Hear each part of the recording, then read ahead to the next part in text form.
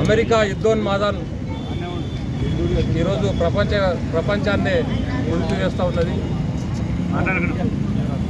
యుద్ధాలు వద్దు, శాంతే ముద్దు అని చెప్పి భారత కమ్యూనిస్ట్ పార్టీ ఆధ్వర్యం లోపల ఈరోజు తెలంగాణ రాష్ట్ర వ్యాప్తంగా కూడా యుద్ధాన్ని నిరసిస్తూ, అదేవిధంగా ఈ యుద్ధం పేరుతో ధరలను అదుపు లేకుండా పెంచుతూ ఉన్నారు.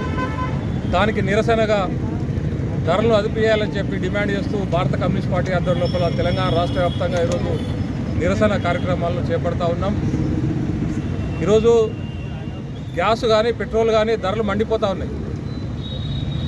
దానికి ప్రధానమైనటువంటి కారణం క్రూడ్ ఆయిల్ ధరలు పెరిగినాయని చెప్పి యుద్ధం జరుగుతూ ఉంది కాబట్టి, క్రూడ్ ఆయిల్ ధరలు పెరిగినాయి కాబట్టి మరి గ్యాస్ ధరలు పెట్రోల్ ధరలు పెంచుతామని చెప్పి ఈరోజు మోడీ ప్రభుత్వం చెప్తా ఉన్నది.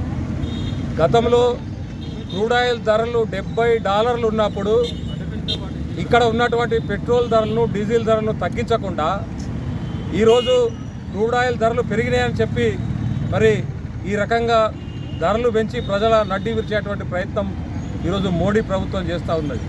దాంతోపాటుగా అసలు మన దేశంలోనే కొరత ఉంది. ఈరోజు డీజిల్ పెట్రోల్ కొరత ఉన్నదంటే మన ప్రధాని గారు దాదాపుగా 60 లక్షల లీటర్ల డీజిల్ను మరి బంగ్లాదేశ్కు మరి వారు సరఫరా చేయడం జరిగింది. అంటే ఇక్కడ ఉన్నటువంటి ప్రజలను గాలికి వదిలి ఇక్కడ ఉన్నటువంటి ప్రజల మీద ధరలు మోపి ప్రజల నడ్డి విరిచి ఈరోజు వారు మరి తాత్సారం చేస్తూ ఉన్నారు. మరో దుర్భాగ్యం ఏంటంటే ఈరోజు అమెరికా ప్రపంచ పోలీసు లెక్క వివరిస్తూ ఉన్నది. భారతదేశం పెట్రోల్ ఎక్కడ కొనాలి, భారతదేశం మరి ఏ రకంగా ఉండాలి అనేటువంటిది అమెరికా శాసిస్తూ ఉన్నది.